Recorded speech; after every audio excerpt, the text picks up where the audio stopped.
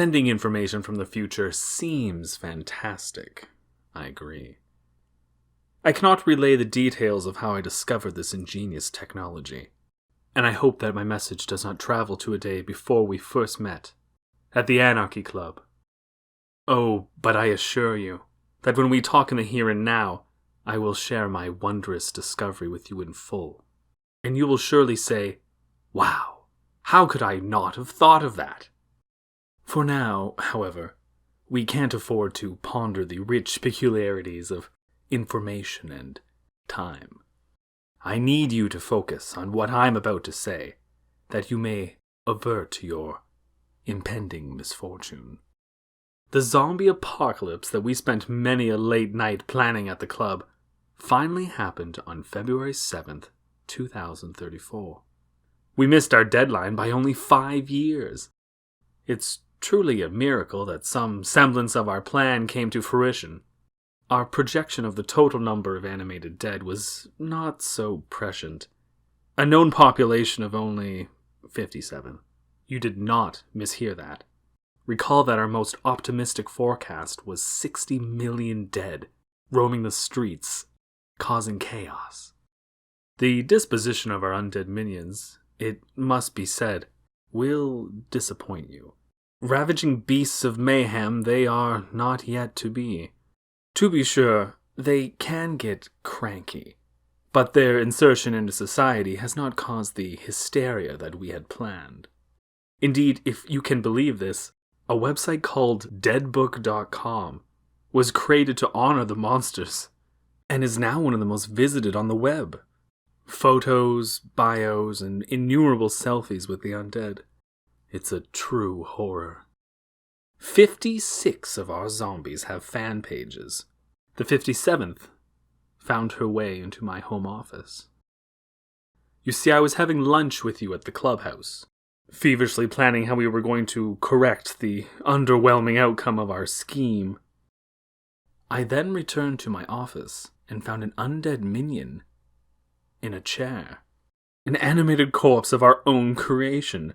I could not guess how she gained access to my property, but there she was, softly wheezing and considering a large pile of papers.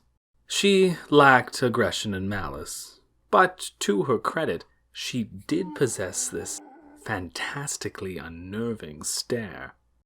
One eye was milky white and produced a nauseating ooze. Our undead gal wasn't wearing clothes, and I tried to surmise how her unclad state related to the circumstances of her death. While pondering this, I spied a dark critter of some sort, wriggling from a thin tear in her breast. Other than the insect and some molting about her torso, I did not see too much decay. She seemed to be quite ambulatory, in a wonderful, creepy way. As I beheld her marvelousness, it occurred to me what she was doing with all those papers. She was doing my taxes. I realized that the execution of clerical work was never our intent after years upon years of meticulous planning. Still, you must forgive my excitement at witnessing our zombie carrying out its task. With such attention and care, no distraction could pry her focus away from her work. Not even a prepared platter of fresh animal brain could deter her from a Schedule C in progress. On one occasion, she shuffled about my property with a yardstick, attempting to calculate the square footage of my office as a ratio of the entire house. She moaned and creaked as she mapped out my floor plan. My loyal dog became truly hysterical. With a precise hand-drawn plan in hand, she then doggedly created amended returns from 27 to 31 feet, downgrading the space of my office from 28 to 24% of my total square footage. She groaned and coughed up chunky foul bits of phlegm while figuring back taxes, penalties, and interest. We sought to destroy the government, and now here we are feeding fresh meat to the beast. As I searched for ways to convert disappointment into opportunity, I decided that I should focus on redirecting her determination into an activity that could harm society. I studied and journaled her behavior as an anthropologist might, looking for clues. One morning, I readied myself for a long day of observation. My naked undead subject suddenly locked her eyes on mine as I stepped into the office. She jumped to her feet and pursued me doggedly around the furniture, grunting with ferocity, knocking over this and that in an attempt to seize me. At long last, now we are getting some murderous behavior. In the chase I stumbled, and my wallet dropped from my pocket. She fell on it greedily and pulled out all of the contents, until she held the object of her desire. A receipt from Home Depot. She limped back to my Form 1049 and conservatively calculated the portion that could be written off. So, in addition to steely determination, our creature seems to possess the ability to detect things she wants, using senses unknown. Might the zombie skill be weaponized? This newly discovered feature of the undead could perhaps be the secret ingredient that reduces our nation to rubble. I must study this further.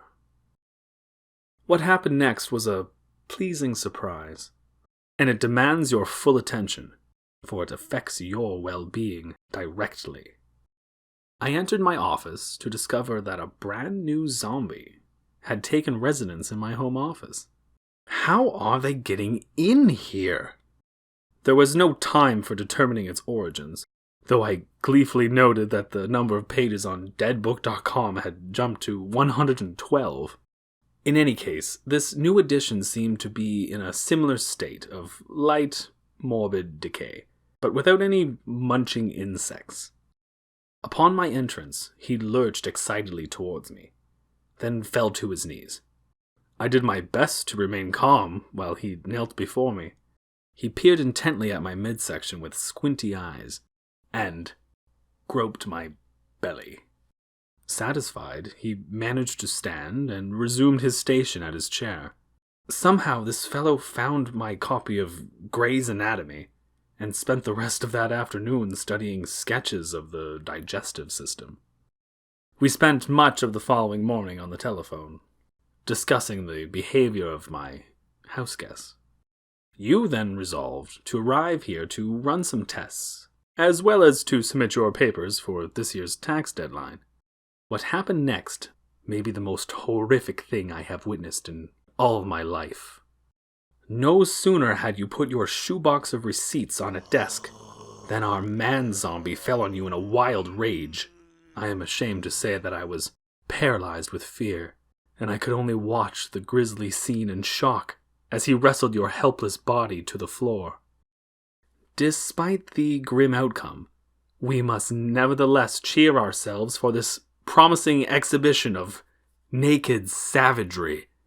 He had a burly forearm to your throat, rendering you unable to move or breathe, while using a can opener to incise your midsection. Oh, how he rooted and dug inside your gut with steely gray-blue fingers. What skill! What ferocity!